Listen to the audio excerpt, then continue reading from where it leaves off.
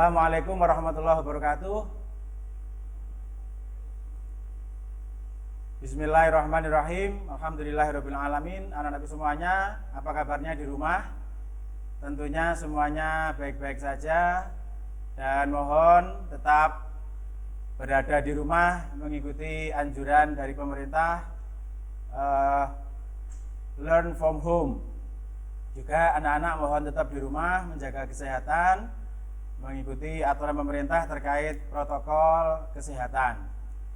Anak-anak semuanya, pada pagi hari ini kita bertemu untuk yang pertama kali di kelas 8. Selamat, sampean sudah naik di kelas 8. Perkenalkan, kalau mungkin ada yang belum tahu nama saya, untuk kelas-kelas yang belum pernah saya ajar, nama saya Pak Ibrahim. Di kelas ini saya akan mengampu materi IPA. Anak-anakku semuanya, hari ini kita akan belajar tentang gerak pada makhluk hidup. Nanti akan kita bagi menjadi beberapa pertemuan. Yang pertama nanti adalah gerak pada tumbuhan, yang berikutnya nanti gerak pada hewan, dan yang terakhir adalah gerak pada benda. Baiklah anak-anak, untuk memulai pembelajaran pada pagi hari ini, marilah kita berdoa bersama-sama seraya memohon pada Allah Subhanahu wa taala semoga pembelajaran kita pagi hari ini berlangsung lancar dan ilmu yang kalian dapatkan menjadi ilmu yang barokah, manfaat fid dini wa dunya wal akhirah. Bismillahirrahmanirrahim. Raditu billahi robba wa bil islami dina wa bi Muhammadin nabiyya wa rasula. Rabbi zidni ilman nafi'a warzuqni fahma. Amin amin ya rabbal alamin. Anak-anakku semuanya, seperti yang tadi sudah saya sampaikan bahwa pembelajaran hari ini adalah tentang gerak pada tumbuhan. Tetapi sebelum itu saya ingin menyampaikan aturan-aturan yang harus kalian ikuti dalam mengikuti pembelajaran kali ini. Yang pertama adalah mohon anak-anak bisa mengikuti materi sampai tuntas, karena acaranya atau pembelajarannya adalah live di Facebook, dan itu nanti juga bisa kalian putar ulang. Mohon anak-anak menyimak berkali-kali sehingga pembelajarannya betul-betul bisa dipahami dengan baik. Yang kedua, anak-anakku semuanya yang mengikuti pembelajaran secara online mulai dari jam 7 sampai dengan jam 10, tentunya dalam hal penilaian akan dibedakan dengan anak-anak yang tidak mengikuti pembelajaran secara daring atau secara online, khususnya dalam hal keaktifan dalam mengikuti pembelajaran. Baiklah anak-anakku semuanya, untuk menyingkat waktu, marilah kita ikuti paparan dalam bentuk video yang akan segera kalian nikmati. Mohon diperhatikan dengan baik, karena nanti di akhir pembelajaran ada umpan balik, ada evaluasi yang harus kalian kerjakan melalui Google Form.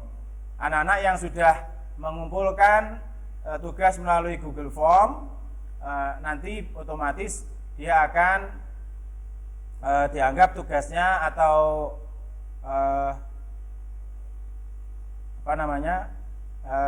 sudah mengikuti pembelajaran dengan baik. Adapun yang belum, nanti akan diberikan kesempatan yang lebih lanjut. Baiklah, kita ikuti materi yang pertama, yaitu tentang gerak pada tumbuhan. Assalamualaikum warahmatullahi wabarakatuh. Anak-anakku semuanya, siswa-siswi SMP Al-Huda kelas 8. Alhamdulillah, kita pada pertemuan kali ini bisa bertemu lagi dengan kalian, meskipun dengan pembelajaran jarak jauh.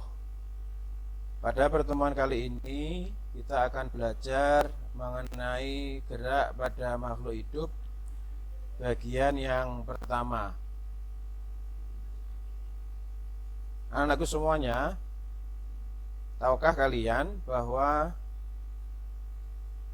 semua makhluk hidup itu bergerak? Bahkan tumbuhan saja yang kelihatannya diam itu sebenarnya juga bergerak. Kalian tahu bahwa bergerak itu adalah salah satu ciri dari makhluk hidup.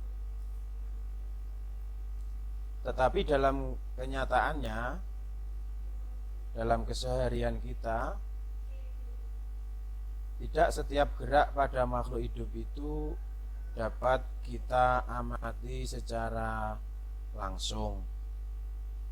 Anak-anakku semuanya, untuk materi gerak pada makhluk hidup ini, standar kompetensi dan kompetensi dasar yang harus kalian kuasai bisa kalian baca. Sedangkan pada akhir pembelajaran diharapkan kalian dapat menjelaskan macam-macam gerak pada tumbuhan, sekaligus dapat memberikan contoh macam-macam gerak pada tumbuhan. Untuk lebih mudahnya, silahkan kalian lihat video berikut. Ini adalah kecambahan dari biji bunga matahari pada beberapa jam setelah disemai. Silakan dilihat. Nah, video ini membuktikan bahwa sebenarnya makhluk hidup itu betul-betul bergerak. Ya, bisa kalian lihat. Nah, bisa kalian lihat bahwa kecambah pun terus bergerak. Dia selalu bergerak, yang nanti akan disebut gerak pasif. Tidak seperti gerak pada manusia atau gerak pada hewan yang kita kenal dengan gerak aktif. Oke, sekali lagi kita lihat. Nah, ini ya, jelas sekali bahwa sebenarnya tumbuhan pun juga bergerak. Anak-anakku semuanya, sebelum lebih lanjut kita memahami tentang gerak pada makhluk hidup, khususnya pada pertemuan yang pertama ini nanti kita akan membahas gerak pada tumbuhan. Perlu untuk kita ketahui apakah itu gerak. Gerak, ada beberapa pendapat terkait dengan gerak, tetapi paling tidak yang bisa kita pahami adalah bahwa gerak itu adalah berpindah tempat atau berpindah posisi, di mana gerak itu merupakan bentuk reaksi makhluk hidup terhadap rangsangan yang ada. Anak-anakku semuanya, gerak pada makhluk hidup biasanya dibagi menjadi dua, yaitu gerak aktif dan gerak pasif. Gerak aktif itu adalah gerak yang secara mudah langsung bisa kita amati. Sedangkan gerak pada tumbuhan dikenal dengan gerak pasif, seperti pada video sebelumnya.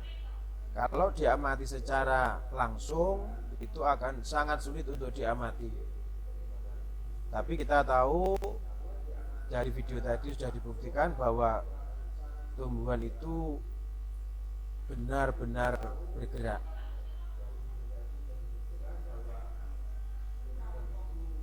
Anak-anakku semuanya, gerak pada tumbuhan dibagi menjadi tiga. Yang pertama adalah gerak otonom atau autonom, atau dikenal juga dengan gerak endonom, yaitu gerak yang tidak diketahui secara pasti penyebabnya, yang gerak itu diduga berasal dari dalam tumbuhan itu sendiri, makanya disebut dengan endonom. Endo itu dalam. Yang kedua, gerak esionom, yaitu gerak yang terjadi karena adanya rangsangan dari luar. Seperti kalian tahu, misalkan ada tanaman putri malu, dia disentuh maka dia akan mengatupkan daunnya. Terus yang ketiga contohnya adalah namanya adalah gerak higroskopis. Gerak higroskopis adalah gerak pada tumbuhan yang terjadi karena perubahan kadar air. Waktu kalian kecil sering bermain tanaman atau biji yang waktu kalian masukkan ke dalam mulut, biji itu akan meletus. Nah, gerak biji itu adalah disebut gerak higroskopis, yaitu gerak yang terjadi karena perubahan kadar air atau kelembapan. Nah, sedangkan gerak esionom, gerak yang kedua tadi, dibagi menjadi tiga. Yang pertama adalah gerak tropisme. Gerak tropisme adalah gerak sebagian tubuh tumbuhan untuk menjauhi atau mendekati rangsang. Untuk menjauhi atau mendekati rangsang. Kalau rangsangannya berupa cahaya, disebut fototropisme. Kalau rangsangannya adalah menuju pusat bumi, seperti akar itu pasti menuju ke pusat bumi, maka disebut geotropisme. Kalau rangsangannya itu berupa air, itu disebut hidrotropisme. Kalian tahu bahwasanya akar tumbuhan itu selalu menuju ke tempat di mana air berada. Ini tidak semuanya anak-anakku, tapi masih ada yang lain. Tiga ini hanya sebagian contoh. Nanti di belakang akan kita lihat lebih lengkap. Untuk gerak esionom yang kedua, yaitu gerak taksis. Gerak taksis adalah gerak seluruh tubuh tumbuhan untuk berpindah menuju atau menjauhi arah datangnya rangsang. Ya, contohnya, misalkan ada rangsangan berupa bahan kimia, misalkan pupuk, maka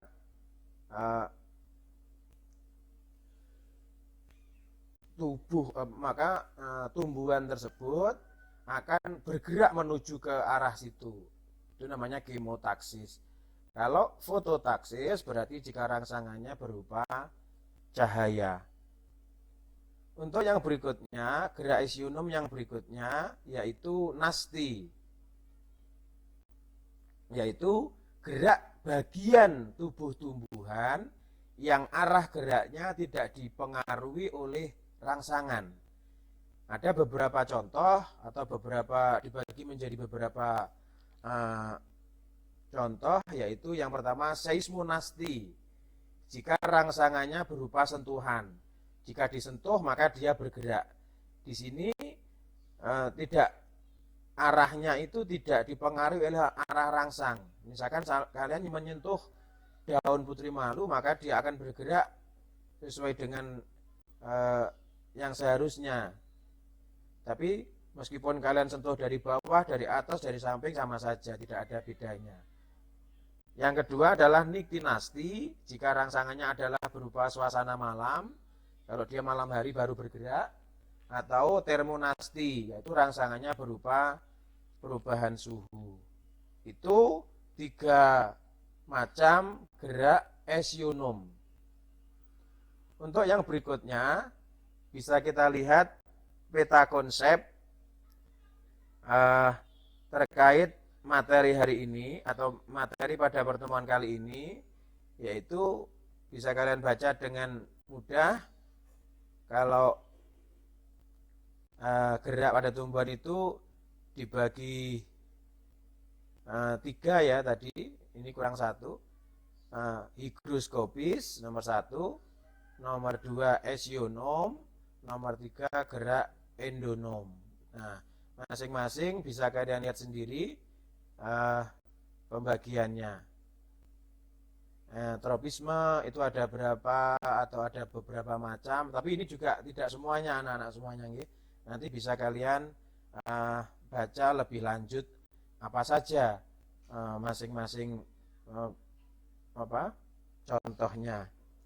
Misalkan kalau penyebabnya berupa hewan, geraknya arah apa? Penyebab geraknya berupa hewan itu apa? Itu eh, ada namanya sendiri-sendiri. Demikian anak-anakku semuanya. Untuk pertemuan kali ini tentang gerak pada tumbuhan. Semoga kalian semuanya bisa lebih memahami. Nah, adapun untuk evaluasinya, yaitu perhatikan peta konsep yang tadi, yang pada slide terakhir tadi. Kemudian tugas kalian adalah mencari masing-masing satu contoh gerak pada tumbuhan yang merepresentasikan masing-masing tadi. Nah, nanti kalau sudah ketemu, tugasnya kalian kerjakan, ini salah tulisannya ini. Tugasnya dikerjakan di link Google Form yang nanti akan dibagikan setelah pembelajaran selesai. Kita lihat lagi. Jadi di sini ada fototropisme, geotropisme. Fototropisme contohnya apa? Atau biar lengkap, fototropisme artinya apa? Contohnya apa? Geotropisme artinya apa? Contohnya apa? Hidrotropisme contohnya apa? Artinya apa? Dan seterusnya sampai terakhir adalah gerak nasti kompleks. Begitu untuk pertemuan pada hari ini, gerak pada makhluk hidup pertemuan yang pertama.